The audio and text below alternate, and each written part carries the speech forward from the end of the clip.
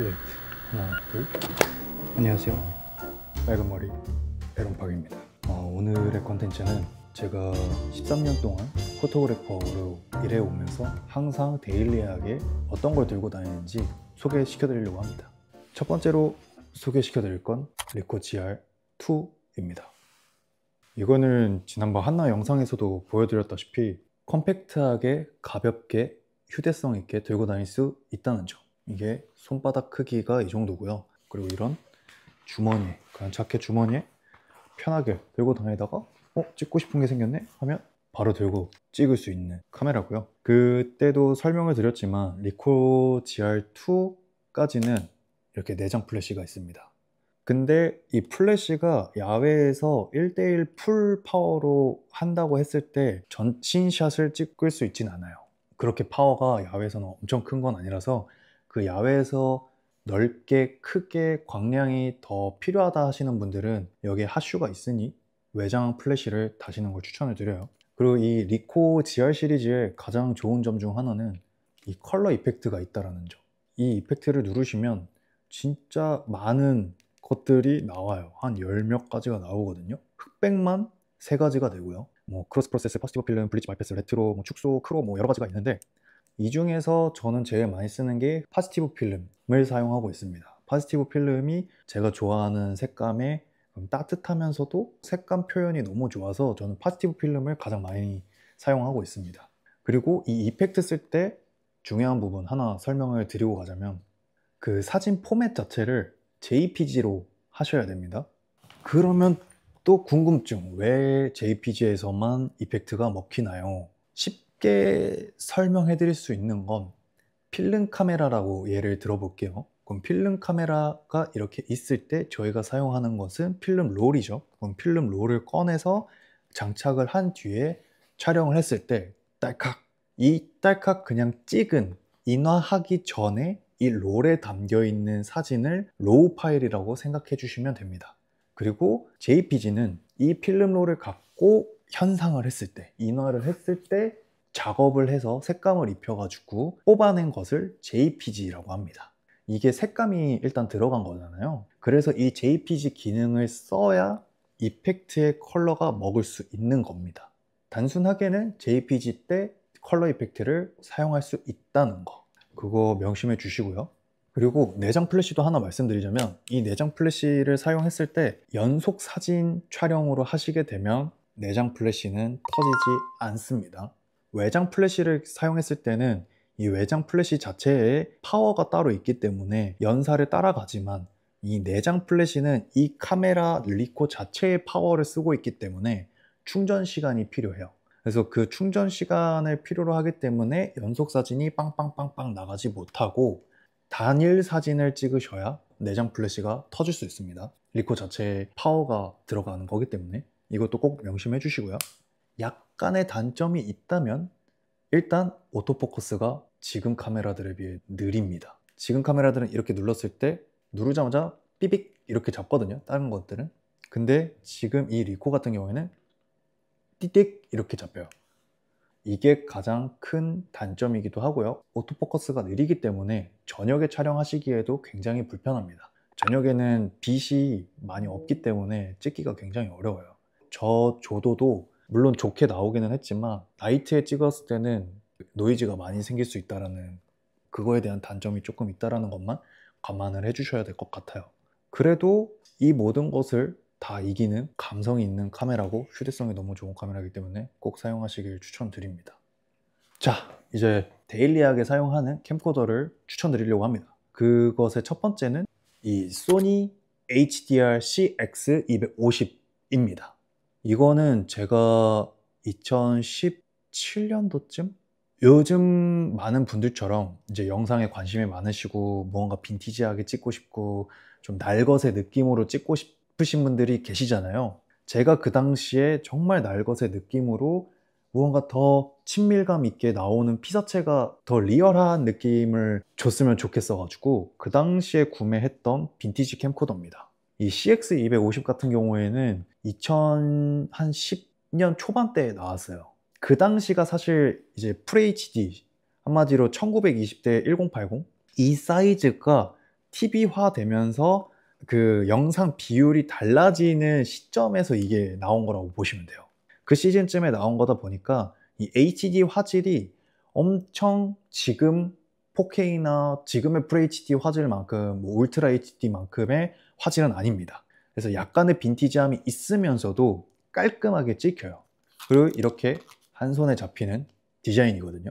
근데 이 지금 툭 튀어나온 배터리, 근데 이거는 사실 제가 촬영을 하는 사람이라 고용량 배터리가 필요하기 때문에 큰 배터리를 사용한 거예요. 그리고 이건 소니 거기 때문에 소니 지금 나와 있는 배터리들이랑도 호환이 가능하다는 점에서도 이거는 사용하시는 용량에 따라 크기를 줄여서 사용하시면 되고요. 이 배터리 같은 경우에는 완충을 하시면 거의 열 몇 시간을 촬영할 수가 있어요. 일단 줌 자체가 엄청 많이 됩니다. 여기에 적혀 있는 것만 보면 55배 줌이라고 되어 있어요.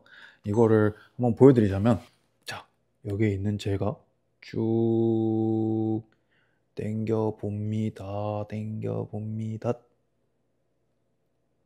엄청 55배 줌 잘 되죠? 그리고 여기에서도 보시다시피 화질이 엄청 깨끗하다 해야 될지 아니면 빈티지하다고 해야 될지 아리송한 느낌이 너무 좋더라고요. 이거는 제가 그 당시 강변 테크노마트에서 구매를 하기는 했는데 그때 가격이 한 10만 원 정도 했었던 것 같아요. 이거 같은 경우에는 어떤 걸 촬영했냐면, 여러분들이 가장 많이 아시는 거는 배우 한소희님의 패션 필름이에요. 그 소희랑 그 당시에 이 카메라랑 아이폰을 갖고 그 두 대로만 촬영한 영상이거든요. 그때 영상 보시면 굉장히 좀 빈티지하면서도 그 인물을 해치지 않으면서도 약간 전체적으로 분위기는 감성은 담아주는 그런 카메라고, 지금의 것들이랑도 소니 것들이랑 호환이 가능하기 때문에 여러 가지 부분에서 배터리도 어렵게 구한다거나 SD카드도 어렵게 구한다거나 그런 게 없다는 거. 그리고 오디오 선이랑 HDMI 선도 있기 때문에 여러 가지 호환으로 쓰시기에가 굉장히 좋아요. 마이크 같은 경우에는 저 같은 경우에 라벨리에라는 그런 줄 마이크를 이용해서 사용하기도 하고, 아니면 이거는 다른 무선 잭을 꽂아서 무선 마이크로 사용할 수도 있어요. 그리고 이거는 사진도 찍을 수가 있어요. 사진은 어떤 느낌이냐면 팍 찍히고, 영상을 제가 찍고 있는 이 와중에도 사진을 찍을 수가 있습니다. 누르면 캡처를 할 수가 있어요. 이거의 이제 장점과 단점을 나누자면, 장점, 일단 보시다시피 아주 핸디하다. 이게 손가락 이 세 가지만으로도 할 수가 있어요. 엄지로는 영상, 건지로는 이제 사진, 중지로는 이제 줌 와이드가 가능한 아주 핸디하고요. 손에 딱 들어오죠. 그 리코랑도 비교를 하면 딱 좋을 것 같은데 딱 이 정도 사이즈입니다. 이게 지금 배터리가 있어서 그지, 배터리는 이제 사용하시는 거에 따라서 바꿀 수 있기 때문에 작게도 가능해서 이거는 각자 취향에 맞게 구매하시는 거를 추천드리고요. 그리고 만약 저랑 똑같은 스펙으로 맞추셨을 경우에 장점은, 이거 아까 말씀드린 대로 풀 충전하면 거의 10시간에서 15시간 갑니다. 그리고 512기가 같은 경우에는 100시간도 넘게 촬영을 할 수가 있어요. 근데 보통 저희가 24시간 풀로 카메라를 갖고, 이 캠코더를 갖고 관찰 카메라처럼 나 혼자 산다나 이런 것처럼 찍지를 않잖아요. 그렇기 때문에 일반적인 브이로그를 찍으신다면 이거 한번 풀 충전한 것 같다가 제 생각엔 최소 2, 3일은 촬영하실 수 있어요. 그리고 SD도 100시간이 있기 때문에 이 배터리보다 더 높은 시간대를 갖고 있어서 충분히 브이로그를 갖고 다니시면서 한 뭐 일주일이나 2, 3일 동안 찍은 거를 막 계속 카메라 꺼내서 충전해두고 또 막 이걸 꺼내서 해두고 할 필요 없이 한 번만 해두면 2, 3일 찍을 수 있다는 장점이 있습니다. 하지만 단점은 스테빌라이저, 즉 손떨림 방지가 막 엄청 좋다라고 할 수가 없어요. 살짝의 흔들림에도 완전 이렇게 흔들리는 느낌이거든요. 카메라 삼각대를 사용하시는 거를 추천드립니다. 근데 핸디하게 들고 다니는 거라서 저의 스테빌라이저 잡는 방법은 여기 겨드랑이, 제 손이 넣어서 꽉 잡을 수 있는 이 힘을 주시고요. 팔꿈치랑 전체적으로 옆구리에 다 붙는다의 느낌으로 잡아서 찍어주시면 이것 자체가 지금 고정된 삼각대처럼 찍을 수 있다고 보시면 됩니다. 그리고 아시다시피 아까 말씀드렸던 것처럼 이거는 한 손으로 다 가능하기 때문에 이렇게 잡고 찍기에 아주 좋아요. 뭐 단점이라고 하기엔 그렇지만 그래도 약간의 손떨방은 약하다라는 점. 하지만 최고의 장점은 감성 하나만큼은 죽인다는 겁니다. 그리고 대망의 마지막은 사뇨 작티 CA8입니다. 이거는 많이들 아시더라고요. 뭐 이제 푸른공상이나 이런 좀 빈티지 캠코더 판매하시는 곳에서 가장 많이 모이는 빈티지 캠코더의 대표격이기 때문에 많이들 아실 거라고 생각을 해요. 이거는 제가 2019년도쯤 어느 사이트에서 보고 구매를 한 것 같아요. CX를 갖고 다니다가 이거보다 더 화면 비율이 옛날처럼 4대 3이었으면 좋겠고 화질이 조금 더 떨어지고 테이프 방식의 캠코더만큼 좀 화질이 다운된 것들을 원했을 때 찾았던 게 딱 이 사뇨 작티 CA 시리즈였거든요. 일단 방수, 방진이 가능합니다. 그리고 사진도 촬영할 수 있고요. LCD가 이렇게 움직인다는 점. 그리고 이거는 줌 자체는 5배 줌이 되어 있는데 디지털 줌으로는 60배까지 가능하다고 해요. 그래서 이것도 어떤 느낌이냐 줌을 보여드리면, 자 아까랑 똑같이 소니 비교하자면 이렇게 여기까지가 5배 줌이에요. 근데 여기서 이제 디지털 60배 줌을 간다면 이렇게 입까지 아까 소니만큼 오죠. 근데 디지털 줌의 단점은 5배 줌까지 갔을 때 화질, 최대치의 줌 화질에서 저희가 사진을 확대해서 보듯이 디지털로 확대해 주는 거기 때문에 줌되는 영상을 보여드린 거와 같이 화질이 깨집니다. 엄청 안 좋아져요. 근데 그거는 사용하시는 용도에 따라서 알맞게 사용하시면 되고요. 뭐 셀카로 써도 사진을 쓸 수가 있어요. 플래시가 가능합니다. 근데 이 플래시는 영상에서는 지속광으로 나오진 않아요. 이거는 사진에서만 가능합니다. 그리고 이것도 SD카드를 지원하기 때문에 호환성이 좋습니다. 다만 배터리가 단종되었기 때문에 배터리가 제일 문제예요. 이거를 제가 들고 다니면서 거의 하루를 못 쓰는 것 같아요. 추가 배터리는 아마 알리나 아마존 같은 데서 구매하시는 게 저렴하실 거예요. 한마디로 해외 직구로 구매하셔야 돼서 배터리 구하기가 어렵다라는 단점. 하지만 이것도 똑같이 한 손에 딱 들어오죠. 리코랑 비교하면 이것도 아주 가볍게 그냥 주머니에 넣고 다닐 수 있다는 점.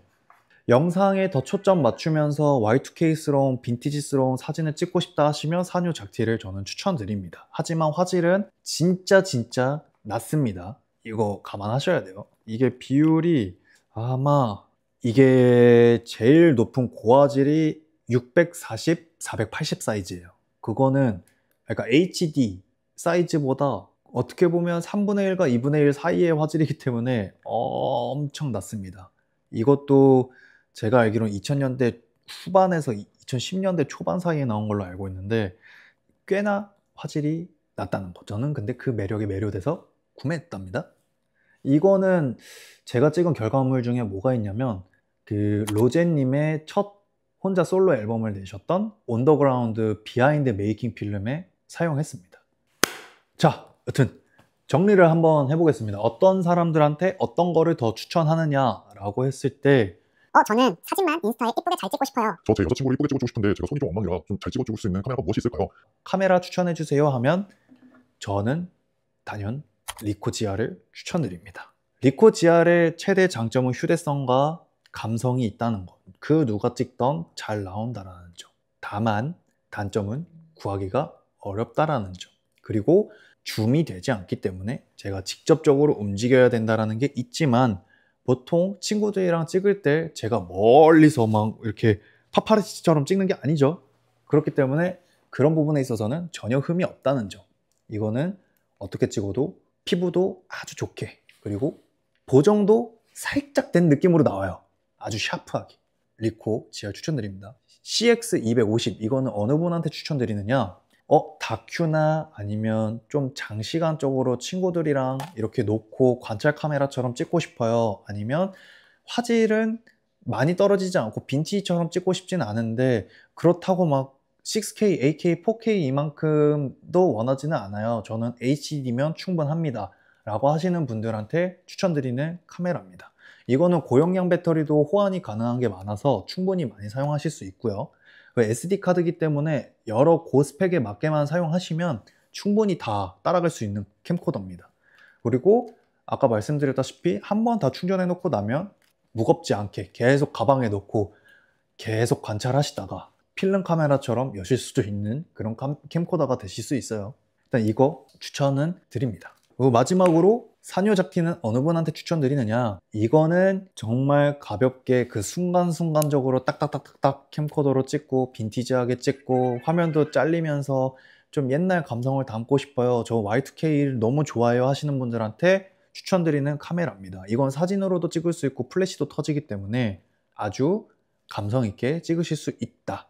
하지만 배터리 구하기 어렵다라는 거 꼭 감안하시길 바랍니다. 자, 이렇게 제가 사용하고 있는 데일리 카메라들에 대한 추천은 끝났고요. 이런 것들을 다 처음 해보다 보니까 그냥 제가 좋아하는 부분만 말씀드렸어요. 근데 조금 더 알고 싶어요, 조금 더 이 기능이 어떤지 알고 싶어요 하시는 분들은 댓글을 달아주시면 제가 정말 공부를 더 해서 영상을 찍어 볼 테니까 댓글에 궁금하신 분들은 꼭 적어주시길 바랍니다. 오늘 영상은 여기까지고요. 다음 취향으로 다시 돌아오겠습니다. 그러면 다음에 만나요. 안녕.